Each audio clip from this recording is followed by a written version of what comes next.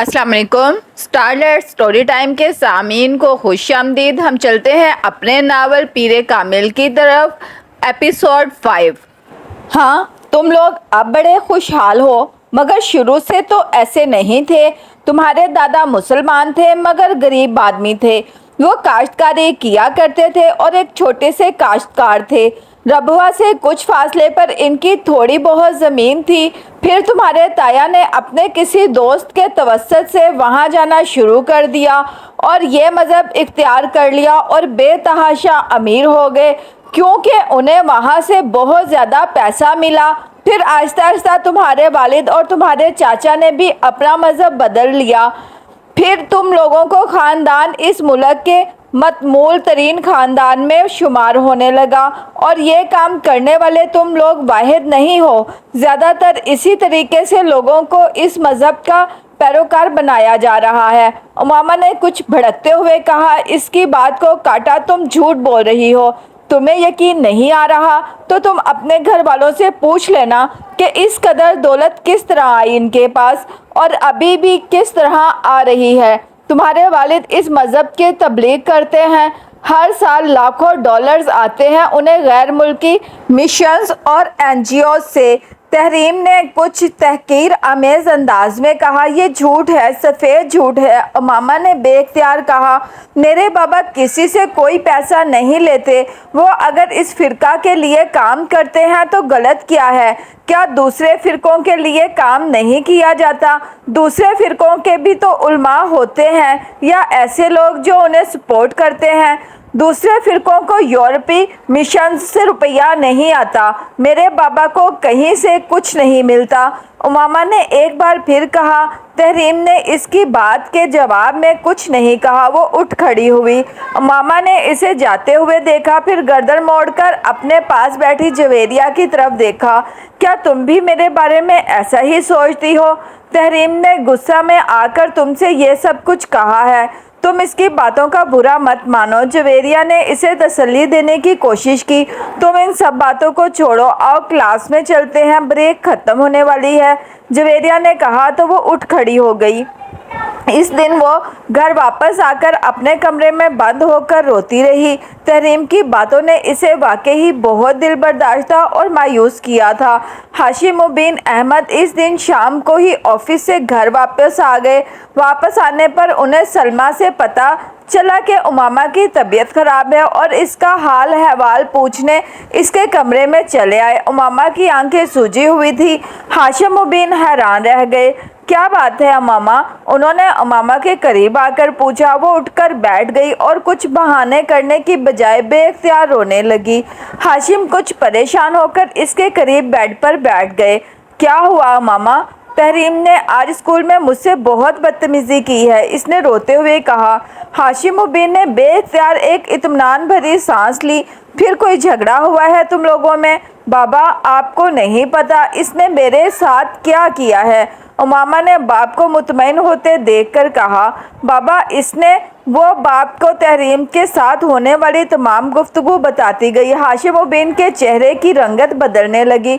तुमसे किसने कहा था तुम स्कूल किताबें लेकर जाओ उन्हें पढ़ाने के लिए? उन्होंने उमामा को डांटते हुए कहा।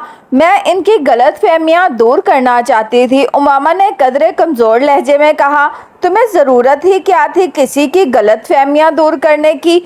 वो हमारे घर नहीं आती तो ना आए, हमें बुरा समझती हैं तो समझती रहे, हमें इससे क्या फ़र्क पड़ता है? हाशिम बिन ने इसे समझाते हुए कहा। मगर अब तुम्हारी इस हरकत से पता नहीं वो क्या समझेंगी, किस किस को बताएंगी कि तुमने इसे वो किताबें देने की कोशिश की। खुद इसके घर वाले भी नाराज़ होंगे। उमामा हर एक को ये बताते नहीं फिरते कि तुम क्या हो, ना ही अपने फ़िरका के बारे में बहस करते हैं। अगर कोई बहस करने की कोशिश भी करे तो हाँ में हाँ मिला देते हैं, वरना लोग ख्वामखा फजूल तरह की बातें करते हैं और फजूल तरह के शुबाहत में मुब्तला होते रहते हैं। उन्होंने समझाया। मगर बाबा, आप भी तो बहुत सारे लोगों को तबलीग करते हैं। उमामा ने कुछ उलझे हुए अंदाज में कहा। फिर मुझे क्यों मना कर रहे हैं? میری بات اور ہے، میں صرف انہی لوگوں سے مذہب کی بات کرتا ہوں جن سے بہت بے تکلفی ہو چکی ہوتی ہے اور جن کے بارے میں مجھے یہ محسوس ہو کہ ان پر میری ترغیب اور تبلیغ کا اثر ہو سکتا ہے۔ میں 2-4 دن کی ملاقات میں کسی کو کتابیں بانٹنا شروع نہیں ہو جاتا۔ ہاشم مبین نے کہا، بابا ان سے میری دوستی 2-4 دن کی نہیں ہے، ہم کئی سالوں سے دوست ہیں۔ امامہ نے اعتراض کیا، ہاں مگر وہ دونوں سید ہیں اور دونوں کے گھرانے بہت مذہبی ہیں، تمہیں یہ بات ذہن میں رکھنی چاہیے تھی۔ میں نے تو صرف انہیں اپنے فرقے کے بارے میں بتانے کی کوشش کی تھی تاکہ ہمیں وہ غیر مسلم تو نہ سمجھیں۔ امامہ نے کہا، اگر وہ ہمیں غیر مسلم سمجھتے ہیں تو ہمیں بھی کیا فرق پڑتا ہے، وہ خود غیر مسلم ہیں۔ ہاشم مبین نے بڑی عقیدت سے کہا، وہ تو خود گمراہی کے راستے پر ہیں۔ بابا وہ کہہ رہی تھی کہ آپ کو غیر ملکی مشنز سے روپیہ ملتا ہے، NGOز سے روپیہ ملتا ہے تاکہ آپ لوگوں کو ہمارے فرقہ کا پیروکار بنائیں۔ ہاشم مبین نے تنفر سے گردن کو جھٹکا، مجھے صرف اپنی جماعت سے روپیہ ملتا ہے اور وہ بھی وہ روپیہ ہوتا ہے جو ہماری اپنی کمیونٹی اندرون ملک اور بیرون ملک سے اکٹھا کرتی ہے۔ ہمارے پاس اپنے روپے کی کیا کمی ہے، ہماری اپنی فیکٹریز نہیں ہے کیا؟ اور اگر مجھے غیر ملکی منشنز اور NGOز سے روپیہ ملے بھی تو میں بڑی خوشی سے لوں گا، آخر اس میں برائی کیا ہے؟ دین کی خدمت کر رہا ہوں، اور جہاں تک اپنے مذہب کی ترویج و تبلیغ کی بات ہے تو اس میں بھی کیا برائی ہے؟ اگر اس ملک میں عیسائیت کی تبلیغ ہو سکتی ہے تو ہمارے فرقے کی کیوں نہیں؟ ہم تو ویسے بھی اسلام کا ایک فرقہ ہے، لوگوں کو راہ ہدایت پر لانے کی کوشش میں مصروف ہیں۔ ہاشم مبین نے بڑی تفصیل کے ساتھ بتایا، مگر تم لوگوں سے اس معاملے پر بات مت کیا کرو، اس بحث مباحثے میں کوئی فائدہ نہیں ہوتا، ابھی ہم لوگ اقلیت میں ہیں، جب اکثریت میں ہو جائیں گے تو پھر اس طرح کے لوگ اتنی بے خوفی کے ساتھ اس طرح بڑھ بڑھ کر بات نہیں کر سکیں گے، پھر وہ اس طرح ہماری تذلیل کرتے ہوئے ڈریں گے، مگر فی الحال ایسے لوگوں کے منہ نہیں لگنا چاہیے۔ بابا آئین میں ہمیں اقلیت اور غیر مسلم کیوں قرار دیا گیا ہے؟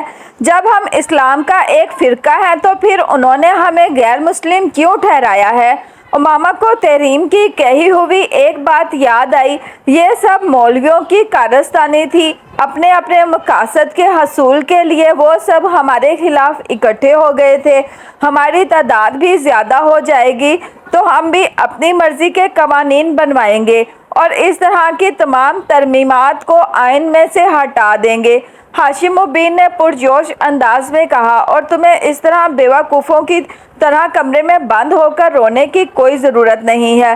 ہاشم مبین نے اس کے پاس سے اٹھتے ہوئے کہا، امامہ انہیں وہاں سے جاتے ہوئے دیکھتی رہی، تحریم کے ساتھ وہ اس کی دوستی کا آخری دن تھا اور اس میں تحریم سے زیادہ خود اس کا رویہ وجہ تھا۔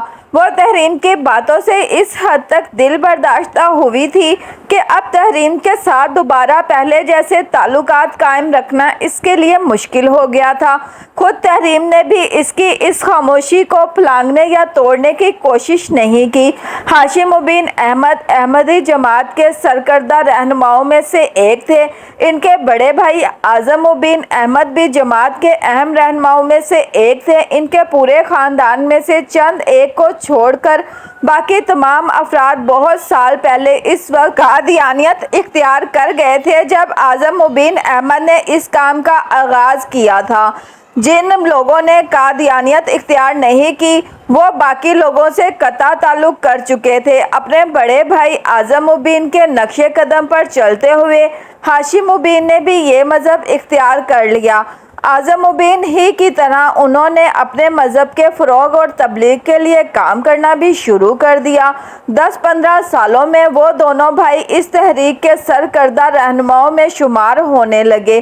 اس کی وجہ سے انہیں بے تحاشا پیسہ کمایا اور اس پیسے سے انہوں نے سرمایہ کاری بھی کی، مگر ان کی آمدنی کا بڑا ذریعہ تحریک کی تبلیغ کے لیے میسر ہونے والے فنڈز ہی تھے۔ ان کا شمار اسلام آباد کی ایلیٹ کلاس میں ہوتا تھا۔ بے تحاشا دولت ہونے کے باوجود ہاشم اور اعظم مبین کے گھر کا ماحول روایتی تھا۔ ان کی خواتین باقاعدہ پردہ کیا کرتی تھیں، مگر اس کا یہ مطلب نہیں تھا کہ ان خواتین پر نار و پابندیاں یا کسی قسم کا جبر روا رکھا گیا تھا۔ اس مذہب کی خواتین میں تعلیم کا تناسب پاکستان میں کسی بھی مذہب کے مقابلے میں ہمیشہ ہی زیادہ رہا ہے۔ ان لوگوں نے اعلیٰ تعلیم بھی معروف اداروں سے حاصل کی۔ امامہ بھی اسی قسم کے ماحول میں پلی بڑھی تھی۔ وہ یقیناً ان لوگوں میں سے تھی جو منہ میں سونے کا چمچہ لے کر پیدا ہوتے ہیں، اور اس نے ہاشم مبین کو بھی کسی قسم کے مالی مسائل سے گزرتے نہیں دیکھا۔ یہی وجہ تھی کہ اس کے لیے تحریم کی یہ بات ناقابل یقین تھی کہ اس کے خاندان نے پیسہ حاصل کرنے کے لیے یہ مذہب اختیار کیا۔ غیر ملکی مشنز اور بیرون ملک سے ملنے والے فنڈز کا الزام بھی اس کے لیے ناقابل قبول تھا۔ وہ یہ بات اچھی طرح جانتی تھی کہ ہاشم مبین اس مذہب کی تبلیغ اور ترویج کرتے ہیں اور تحریک کے سرکردہ رہنماؤں میں سے ایک ہیں، مگر یہ کوئی خلاف معمول بات نہیں تھی۔ وہ شروع سے ہی اس سلسلے میں اپنے تایا اور والد کی سرگرمیوں کو دیکھتی آ رہی تھی۔ اس کے نزدیک یہ کام ایسا تھا جو وہ اسلام کی تبلیغ و ترویج کے لیے کر رہے تھے۔ اپنے گھر والوں کے ساتھ وہ کئی بار مذہبی اجتماع میں بھی جا چکی تھی اور سرکردہ رہنماؤں کے لندن سے سیٹلائٹ کے ذریعے ہونے والے خطبات کو بھی باقاعدہ سے سنتی اور دیکھتی آ رہی تھی۔ تحریم کے ساتھ ہونے والے جھگڑے سے پہلے اس نے کبھی اپنے مذہب کے بارے میں غور کرنے کی کوشش نہیں کی۔ اس کے لیے اپنا فرقہ ایسا ہی تھا جیسے اسلام کا کوئی دوسرا فرقہ۔ اس کی برین واش بھی اسی طرح کی گئی تھی کہ وہ سمجھتی تھی کہ صرف وہی سیدھے راستے پر تھے، بلکہ وہی جنت میں جائیں گے۔ اگرچہ گھر میں بہت شروع میں ہی اسے باقی بہن بھائیوں کے ساتھ یہ نصیحت کر دی گئی تھی کہ وہ بلا وجہ لوگوں کو یہ نہ بتائیں کہ وہ دراصل میں کیا ہے۔ اسکول میں تعلیم کے دوران ہی وہ یہ بھی جان گئی تھی کہ 1974 میں انہیں پارلیمنٹ نے ایک غیر مسلم اقلیت قرار دے دیا تھا۔ وہ سمجھتی تھی کہ یہ مذہبی دعووں میں آ کر کیا جانے والا ایک سیاسی فیصلہ ہے، مگر تحریم کے ساتھ ہونے والے جھگڑے نے اسے اپنے مذہب کے بارے میں غور کرنے اور سوچنے پر مجبور کر دیا۔ تحریم سے ہونے والے جھگڑے کے بعد اگر تبدیلی جو اس میں آئی تھی وہ اپنے مذہب کا مطالعہ تھا۔ تبلیغی مواد کے علاوہ، ان کتابوں کے علاوہ جنہیں اس مذہب کو ماننے والے مقدس سمجھتے تھے، اس نے اور بھی بہت سی کتابوں کا مطالعہ کرنا شروع کر دیا، اور بنیادی طور پر اسی زمانے میں اس کی الجھنوں کا آغاز ہوا۔ مگر کچھ عرصہ مطالعہ کے بعد اس نے ایک بار پھر ان الجھنوں اور اضطراب کو اپنے ذہن سے جھٹک دیا۔ میٹرک کے فوراً بعد اسجد سے اس کی منگنی ہو گئی۔ وہ اعظم مبین کا بیٹا تھا۔ یہ اگرچہ کوئی محبت کی منگنی نہیں تھی، مگر اس کے باوجود امامہ اور اسجد کی پسند اس رشتہ کا باعث بنی تھی۔ نسبت طے ہونے کے بعد اسجد کے لیے امامہ کے دل میں خاص جگہ بن گئی تھی۔ اپنی پسند کے شخص سے نسبت کے بعد اس کا دوسرا ٹارگٹ میڈیکل میں ایڈمیشن تھا، اور اسے اس کے بارے میں زیادہ فکر نہیں تھی۔ وہ جانتی تھی کہ اس کے باپ کی پہنچ اتنی ہے کہ اگر وہ میرٹ پر نہ بھی ہوئی تب بھی وہ اسے میڈیکل کالج میں داخل کروا سکتے ہیں، اور اگر یہ ممکن نہ ہوتا تو بھی وہ بیرون ملک جا کر میڈیکل کی تعلیم حاصل کر سکتی تھی۔ تم پچھلے کچھ دنوں سے بہت پریشان ہو، کوئی پرابلم ہے؟ وسیم نے اس رات امامہ سے پوچھا۔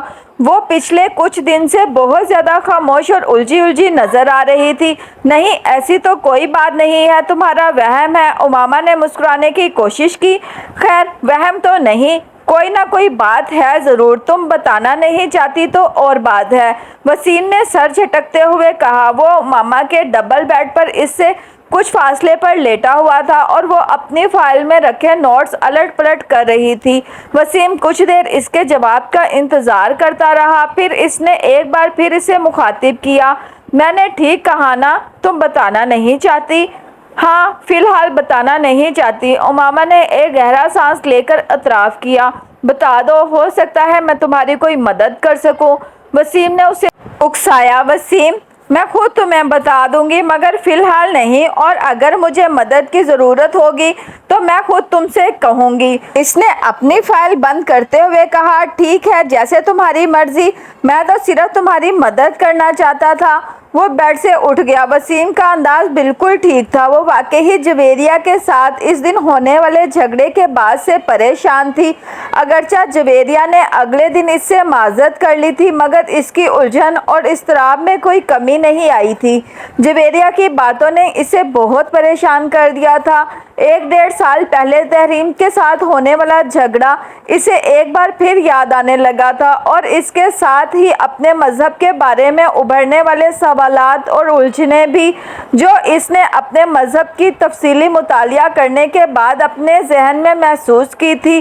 جویریہ نے کہا تھا، میری زندگی کی سب سے بڑی خواہش ہے کہ کاش تم مسلمان ہوتی۔ وہ عجیب سی بے یقینی میں مبتلا ہو گئی۔ کیا میں مسلمان نہیں ہوں؟ کیا میری بہترین دوست بھی مجھے مسلمان نہیں مانتی؟ کیا یہ سب کچھ صرف ایک پروپیگنڈا کی وجہ سے ہے جو ہمارے بارے میں کیا جاتا ہے؟ آخر ہمارے ہی بارے میں کیوں یہ سب کچھ کہا جاتا ہے؟ کیا ہم لوگ واقعی کوئی غلط کام کر رہے ہیں، کسی غلط عقیدے کو اختیار کر بیٹھے ہیں؟ مگر یہ کیسے ہو سکتا ہے؟ آخر میرے گھر والے ایسا کیوں کریں گے، اور پھر ہماری ساری کمیونٹی ایسا کیوں کرے گی؟ اور شاید یہ ان سوالوں سے نجات پانے کی ایک کوشش تھی کہ ایک ہفتے بعد اس نے ایک بڑے عالم دین کی قرآن پاک کی تفسیر خریدی۔ وہ جاننا چاہتی تھی کہ ان کے بارے میں دوسرے فریق کا موقف کیا ہے۔ قرآن پاک کا ترجمہ وہ اس سے پہلے بھی پڑھتی رہی تھی مگر وہ تحریف شدہ حالت میں تھا۔ اسے اس سے پہلے اس بات کا یقین نہیں تھا کہ جو قرآن پاک وہ پڑھتے ہیں اس میں کچھ جگہوں پر کچھ تبدیلیاں کی گئی ہیں، مگر اس مشہور عالم دین کی تفسیر پڑھنے کے دوران اسے ان تبدیلیوں کے بارے میں معلوم ہو گیا جو ان کے اپنے قرآن میں موجود تھیں۔ اس نے یکے بعد دیگر مختلف فرقوں کے اداروں سے شائع ہونے والے قرآن پاک کے نسخوں کو خریدا۔ ان میں سے کسی میں بھی وہ تبدیلیاں نہیں تھیں جو خود ان کے قرآن میں موجود تھی، جبکہ مختلف فرقوں کی تفاسیر میں بہت زیادہ فرق تھا۔ جوں وہ اپنے مذہب اور اسلام کا تقابلی مطالعہ کرتی رہی، اس کی پریشانی میں اضافہ ہوتا رہا تھا۔ ہر تفسیر آخری نبی پیغمبر صلی اللہ علیہ وآلہ وسلم کو ہی ٹھہرایا گیا تھا۔ کہیں بھی کسی ذلی یا امتی نبی کا کوئی ڈھکا چھپا اشارہ بھی موجود نہیں تھا۔ مسیح موعود کی حقیقت بھی اس کے سامنے آ گئی تھی۔ اپنے مذہبی رہنما کی جھوٹی پیش گوئیوں میں اور حقیقت میں ہونے والے واقعات کا تضاد اسے اور بھی زیادہ چبھنے لگا تھا۔ اس کے مذہبی رہنما نے نبوت کا دعویٰ کرنے سے پہلے جن پیغمبر کے بارے میں سب سے زیادہ غیر مذہب زبان استعمال کی تھی وہ خود حضرت عیسیٰ علیہ السلام ہی تھے، اور بعد میں نبوت کا جھوٹا دعویٰ کرنے سے پہلے یہ بھی کہا تھا کہ حضرت عیسیٰ علیہ السلام کی روح کا حلول اس کے اندر ہو گیا ہے، اور اگر اس دعوے کی سچائی کو مان بھی لیا جاتا تو حضرت عیسیٰ علیہ السلام اپنے دوبارہ نزول کے بعد 40 سال تک زندہ رہتے، اور پھر جب ان کا انتقال ہوا تو اسلام پوری دنیا پر غلبہ پا چکا ہوتا۔ مگر ان رہنماؤں کی وفات کے بعد دنیا میں اسلام کا غلبہ تو ایک طرف، خود ہندوستان میں مسلمان آزادی جیسی نعمت کے لیے ترس رہے تھے۔ امامہ کو اپنے مذہبی رہنماؤں کی گفتگو کے اس انداز پر بھی تعجب ہوتا جو اس نے اپنی مختلف کتابوں میں اپنے مخالفین یا دوسرے انبیاء اکرام کے لیے اختیار کیا تھا۔ کیا کوئی نبی اس طرح کی زبان استعمال کر سکتا ہے جس طرح کی اس نبوت کے دعویٰ کرنے والے نے کی تھی؟ بہت غیر محسوس انداز میں اس کا دل اپنے مذہبی لٹریچر اور مقدس کتابوں سے اوچاٹ ہونے لگا تھا۔ پہلے جیسا اعتقاد اور یقین تو ایک طرف، اسے سرے سے ان کی صداقت پر شبہ ہونے لگا تھا۔ اس نے جویریہ سے یہ ذکر نہیں کیا تھا کہ وہ اب اپنے مذہب سے ہٹ کر دوسری کتابوں کو پڑھنے لگی تھی۔ اس کے گھر میں بھی کسی کو یہ اندازہ نہیں ہوا کہ وہ کس قسم کی کتابیں گھر لا کر پڑھ رہی تھی۔ اس نے انہیں اپنے کمرے میں بہت حفاظت سے چھپا کر رکھا ہوا تھا۔ صرف ایک دن ایسا ہوا کہ وسیم اس کے کمرے میں آ کر اس کی کتابوں سے کوئی کتاب ڈھونڈنے لگا، وسیم کے ہاتھ سب سے پہلے قرآن پاک کی وہی تفسیر لگی تھی اور وہ جیسے دم بخود رہ گیا تھا۔ یہ کیا ہے امامہ؟ اس نے مڑ کر تعجب سے پوچھا۔ امامہ نے سر اٹھا کر اسے دیکھا اور دھک سے رہ گئی۔ یہ قرآن پاک کی تفسیر ہے، اس نے ایک دم اپنی زبان میں ہونے والی لڑکھڑاہٹ پر قابو پاتے ہوئے کہا۔ میں جانتا ہوں، مگر یہ یہاں کیا کر رہی ہے؟ کیا تم اسے خرید کر لائی ہو؟ وسیم نے بڑی سنجیدگی کے ساتھ پوچھا۔ ہاں، میں اسے خرید کر لائی ہوں، مگر تم اتنا پریشان کیوں ہو رہے ہو؟ بابا کو پتہ چلے گا تو وہ کتنا غصہ کریں گے، تمہیں اندازہ ہے؟ ہاں مجھے اندازہ ہے، مگر مجھے یہ کوئی اتنی قابل اعتراض بات نظر نہیں آتی۔ آخر تمہیں اس کتاب کی ضرورت کیوں پڑی؟ وسیم نے کتاب وہیں رکھ دی۔ کیونکہ میں جاننا چاہتی ہوں کہ دوسرے عقائد کے لوگ آخر قرآن پاک کی کیا تفسیر کر رہے ہیں، ہمارے بارے میں قرآن کے حوالے سے ان کا نقطہ نظر کیا ہے؟ امامہ نے سنجیدگی سے کہا۔ وسیم پلکیں جھپکائے بغیر اسے دیکھتا رہا۔ تمہارا دماغ ٹھیک ہے؟ میرا دماغ بالکل ٹھیک ہے، امامہ نے پرسکون انداز میں کہا۔ کیا برائی ہے اگر میں دوسرے مذاہب کے بارے میں جانوں اور ان کے قرآن پاک کی تفسیر پڑھوں؟ ہمیں اس کی ضرورت نہیں ہے، وسیم نے ناراضی سے کہا۔ تمہیں ضرورت نہیں ہوگی، مجھے ضرورت ہے، امامہ نے دو ٹوک انداز میں کہا۔ میں آنکھیں بند کر کے کسی بھی چیز پر یقین کی قائل نہیں ہوں، اس نے واضح الفاظ میں کہا۔ تو یہ تفسیر پڑھ کر تمہارے شبہات دور ہو گئے ہیں؟ وسیم نے طنزیہ لہجے میں پوچھا۔ امامہ نے اسے سر اٹھا کر دیکھا۔ پہلے مجھے اپنے اعتقاد کے بارے میں شبہ نہیں تھا، اب ہے۔ وسیم اس کی بات پر بھڑک اٹھا۔ دیکھا، اس طرح کی کتابیں پڑھنے سے یہی ہوتا ہے۔ میں اسی لیے تم سے کہہ رہا ہوں کہ تمہیں اس طرح کی کتابیں پڑھنے کی کوئی ضرورت نہیں ہے، ہمارے لیے ہماری اپنی کتابیں کافی ہیں۔ میں نے اتنی تفاسیر دیکھی ہے، قرآن پاک کے اتنے ترجمے دیکھے ہیں، حیرانی کی بات ہے وسیم، کہیں بھی ہمارے نبی کا ذکر نہیں ہے۔ ہر تفسیر میں احمد سے مراد محمد صلی اللہ علیہ وآلہ وسلم کو ہی لیا جاتا ہے، ہمارے نبی کو نہیں، اور اگر کہیں ہمارے نبی کا ذکر ہے بھی تو نبوت کے ایک جھوٹے دعوے دار کے طور پر۔ امامہ نے الجھے ہوئے انداز میں کہا۔ یہ لوگ ہمارے بارے میں ایسی باتیں نہیں کریں گے تو اور کون کرے گا؟ ہمارے نبی کی نبوت کو مان لیں گے تو ہمارا اور ان کا تو اختلاف ہی ختم ہو جائے گا، یہ کبھی اپنی تفاسیر میں سچ نہیں شائع کریں گے، وسیم نے تلخی سے کہا۔ اور جو ہماری تفسیر ہے، کیا ہم نے سچ لکھا ہے اس میں؟ کیا مطلب؟ وسیم ٹھٹکا۔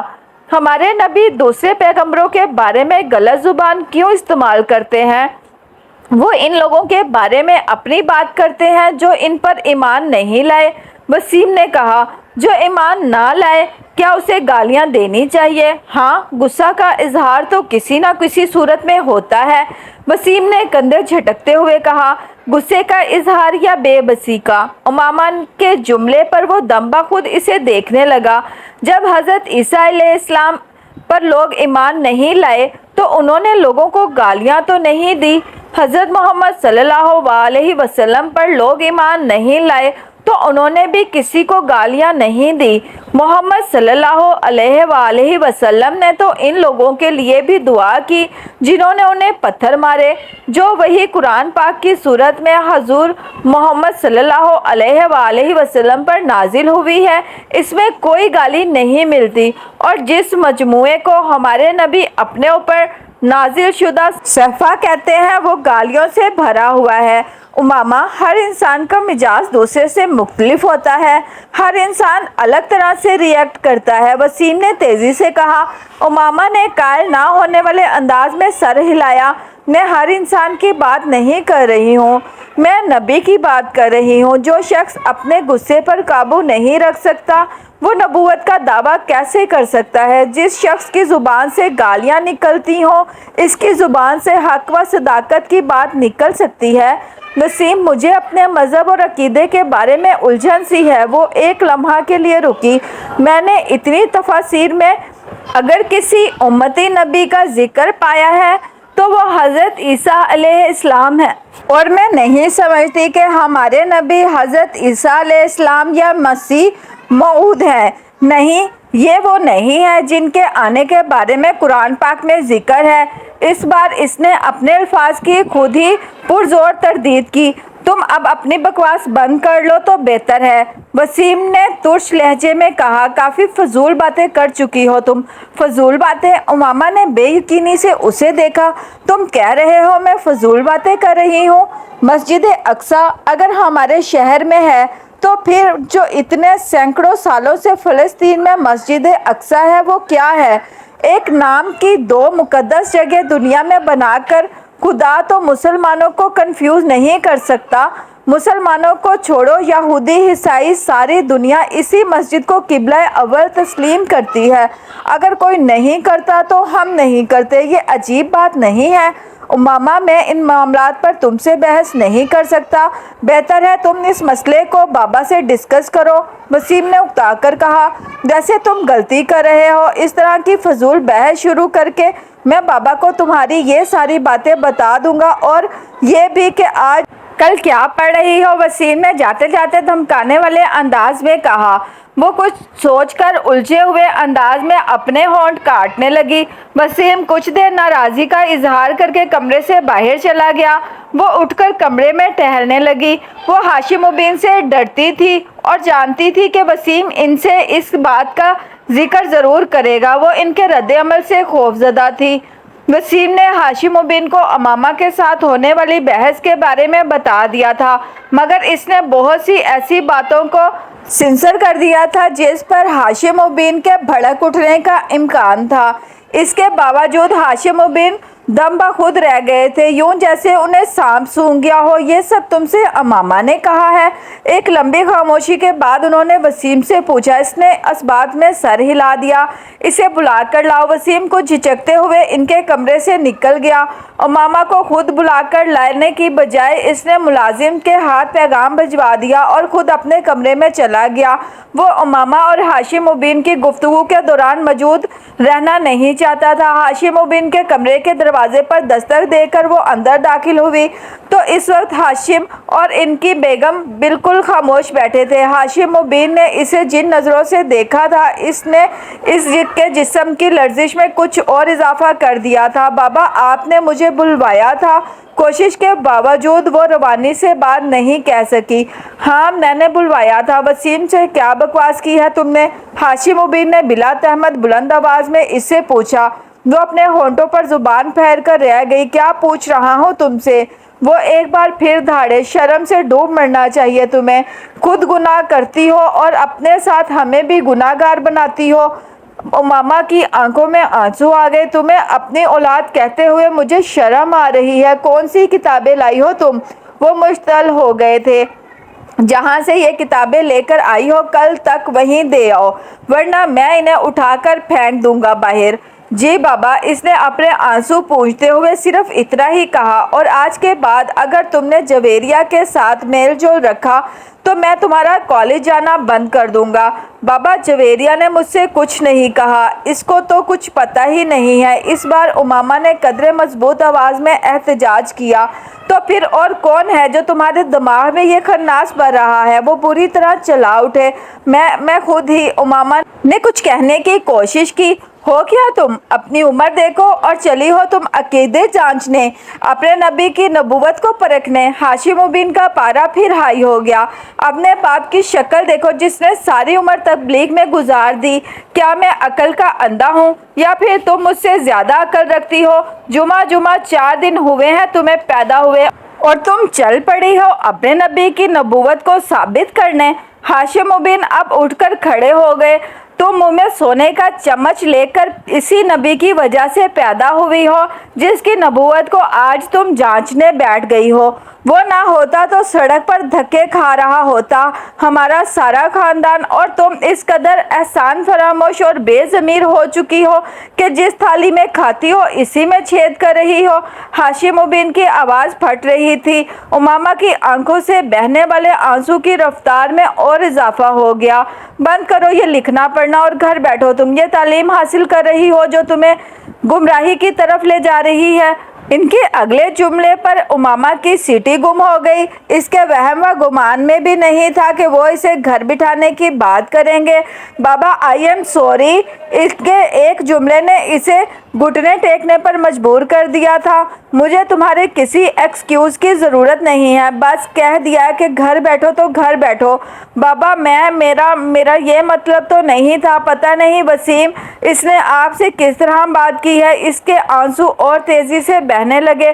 پھر بھی میں آپ سے کہہ رہی ہوں کہ میں آئندہ ایسا کچھ نہیں پڑھوں گی، نہ ہی ایسی کوئی بات کروں گی، پلیز بابا۔ اس نے منت کی۔ ان معذرتوں کا سلسلہ وہیں ختم نہیں ہوا تھا۔ اگلے کئی دن تک وہ ہاشم مبین سے معافی مانگتی رہی اور پھر تقریباً ایک ہفتے کے بعد وہ نرم پڑ گئے تھے اور انہوں نے اسے کالج جانے کی اجازت دے دی تھی، مگر اس ایک ہفتے میں وہ اپنے پورے گھر کی لعنت ملامت کا شکار رہی تھی۔ ہاشم مبین نے اسے سخت قسم کی تنبیہ کے بعد کالج جانے کی اجازت دی تھی، مگر اس ایک ہفتے کے دوران ان لوگوں کے رویے نے اسے اپنے عقیدے سے مزید متنفر کیا تھا۔ اس نے ان کتابوں کو پڑھنے کا سلسلہ روکا نہیں تھا، بس فرق یہ تھا کہ پہلے وہ انہیں گھر لے آتی تھی اور اب وہ انہیں کالج کی لائبریری میں پڑھ لیا کرتی تھی۔ ایف ایس سی میں میرٹ لسٹ پر آنے کے بعد اس نے میڈیکل کالج میں ایڈمیشن لے لیا تھا۔ جویریہ کو بھی اسی میڈیکل کالج میں ایڈمیشن مل گیا تھا۔ ان کی دوستی میں اب پہلے سے زیادہ مضبوطی آ گئی تھی اور اس کی بنیادی وجہ امامہ کے ذہن میں آنے والی تبدیلی تھی۔ صبیحہ سے امامہ کی پہلی ملاقات اتفاقاً ہوئی تھی۔ جویریہ کی ایک کزن صبیحہ کی کلاس فیلو تھی اور اسی کے توسط سے امامہ کی اس سے شناسائی ہوئی۔ وہ ایک مذہبی جماعت کی اسٹوڈنٹ ونگ سے منسلک تھی اور ہفتے میں ایک بار وہ کلاس روم میں اسلام سے متعلق کسی نہ کسی ایک موضوع پر لیکچر دیا کرتی تھی۔ 40-50 کے لگ بھگ لڑکیاں اس لیکچر کو اٹینڈ کیا کرتی تھیں۔ صبیحہ نے اس دن ان سے متعارف ہونے کے بعد انہیں بھی اس لیکچر کے لیے انوائٹ کیا۔ وہ چاروں ہی وہاں موجود تھیں۔ میں تو ضرور آؤں گی، کم از کم میری شرکت کے بارے میں آپ تسلی رکھیں، جویریہ نے صبیحہ کی دعوت کے جواب میں کہا۔ میں کوشش کروں گی، وعدہ نہیں کر سکتی، رابعہ نے کچھ جھنپتی ہوئی مسکراہٹ کے ساتھ کہا۔ میرا آنا ذرا مشکل ہے کیونکہ میں اس دن کچھ مصروف رہوں گی، زینب نے معذرت کرتے ہوئے کہا۔ صبیحہ مسکراتے ہوئے امامہ کو دیکھنے لگی جو اب تک خاموش تھی۔ امامہ کا رنگ کچھ فک ہو گیا۔ اور آپ آئیں گی؟ امامہ کی نظر جویریہ سے ملی جو اسے ہی دیکھ رہی تھی۔ ویسے اس بار کس موضوع پر کریں گی آپ؟ اس سے پہلے کہ امامہ کچھ کہتی، جویریہ نے صبیحہ کی توجہ اپنی طرف مبذول کر لی۔ شاید ایسا اس نے دانستہ طور پر کیا تھا۔ اس بار اسراف کے بارے میں بات ہوگی۔ اس ایک عادت کی وجہ سے ہمارا معاشرہ کتنی تیزی سے زوال پذیر ہو رہا ہے اور اس کے سدباب کے لیے کیا کیا کیا جا سکتا ہے، اس موضوع گفتگو ہوگی۔ صبیحہ نے جویریہ کو تفصیل سے بتایا۔ آپ نے بتایا نہیں امامہ، آپ آ رہی ہیں؟ جویریہ سے بات کرتے کرتے صبیحہ ایک بار پھر امامہ کی طرف متوجہ ہو گئی۔ امامہ کا رنگ ایک بار پھر بدلا۔ میں دیکھوں گی، اس نے جھجکتے ہوئے کہا۔ مجھے بہت خوشی ہوگی اگر جویریہ کے ساتھ آپ تینوں بھی آئیں۔ اپنے دین کی بنیادی تعلیمات کے بارے میں ہمیں روز نہیں تو کبھی کبھار کچھ علم حاصل کرنے کی کوشش کرنی چاہیے۔ صرف میں ہی لیکچر نہیں دیتی ہوں، ہم جتنے لوگ بھی اکٹھے ہوتے ہیں ان میں سے کوئی بھی اس موضوع پر گفتگو کرنے کے لیے آزاد ہوتا ہے جسے ہم نے منتخب کیا ہوتا ہے، اور اگر آپ میں سے بھی کوئی کسی خاص موضوع کے حوالے سے بات کرنا یا کچھ بتانا چاہے تو ہم لوگ اسے بھی ارینج کر سکتے ہیں۔ صبیحہ بڑی سہولت سے بات کر رہی تھی۔ پھر کچھ دیر بعد جویریہ اور اس کی کزن کے ہمراہ ان کے کمرے سے باہر چلی گئی۔ کوریڈور میں صبیحہ نے جویریہ سے کہا، آپ کم از کم امامہ کو تو ساتھ لے آئیں، مجھے لگتا ہے کہ وہ آنا چاہ رہی ہے۔ اس کا عقیدہ بالکل الگ ہے، وہ کبھی بھی ایسی محفلوں میں شرکت نہیں کرے گی، جویریہ نے سنجیدگی سے اسے بتایا۔ صبیحہ کچھ حیران ہوئی۔ آپ کو چاہیے کہ آپ انہیں اسلام کا مطالعہ کرنے کی دعوت دیں، ہو سکتا ہے اس طرح وہ صحیح اور غلط کا فرق کر سکے۔ صبیحہ نے چلتے چلتے کہا، میں ایک بار ایسی کوشش کر چکی ہوں۔ وہ بہت ناراض ہو گئی تھی اور میں نہیں چاہتی کہ ہم دونوں کی اتنی لمبی دوستی اس طرح ختم ہو۔ जवेरिया ने कहा, अच्छे दोस्त वही होते हैं जो एक दूसरे को गुमराही से बचाएं और आप पर भी फ़र्ज़ है कि आप ऐसा ही करें। सबिहा ने कहा, वो ठीक है, मगर कोई बात सुनने पर भी तैयार ना हो तो तब भी सही बात कहते रहना फ़र्ज़ है। हो सकता है कभी दूसरा आपकी बात पर गौर करने पर मजबूर हो जाए। सबिहा अपनी जगह दुरुस्त थी, इसलिए वो सिर्फ मुस्कुरा कर रह गई। तुम जाओगी इसका लेक्चर सुनने? सबिहा के निकलने के बाद ज़ैनब ने राबिया से पूछा। नहीं, मेरा कोई इरादा नहीं है, मैं ऐसे लेक्चर हज़म नहीं कर सकती। राबिया ने अपनी किताबें उठाते हुए लापरवाही से कहा। उमामा ज़ैनब और जवेरिया के बरक्स वो कदरे आज़ाद ख्याल थी और ज़्यादा मजहबी रुझान भी नहीं रखती थी। वैसे मैंने सबिहा की खासी तारीफ़ सुनी है। ज़ैनब ने राबिया की बात के जवाब में कहा, ज़रूर सुनी होगी, बोलती तो वाकई ही अच्छा है, और मैंने तो ये भी सुना है कि इसके वालिद भी किसी मजहबी जमात से मुंसलिक हैं। ज़ाहिर है फिर असर तो होगा। राबिया ने इसकी मालूमात में इजाफ़ा किया। उमामा इनसे कुछ दूर एक कोने में अपनी किताबें लिए बैठी बज़ाहिर इनका मुतालिया करने में मसरूफ़ थी, मगर इन दोनों की गुफ्तगू भी इन तक पहुँच रही थी। इसने शुक्र किया कि इन दोनों ने इसे इस गुफ्तगू में घसीटने की कोशिश नहीं की। 3 दिन के बाद उमामा मुकर्ररा वक्त पर इन लोगों से कोई बहाना बनाकर लेक्चर अटेंड करने चली गई। राबिया, जवेरिया और ज़ैनब तीनों ही इस लेक्चर में नहीं गई, मगर इसका इरादा बदल गया। उमामा ने इन लोगों को नहीं बताया कि वो सबिहा का लेक्चर अटेंड करने जा रही थी।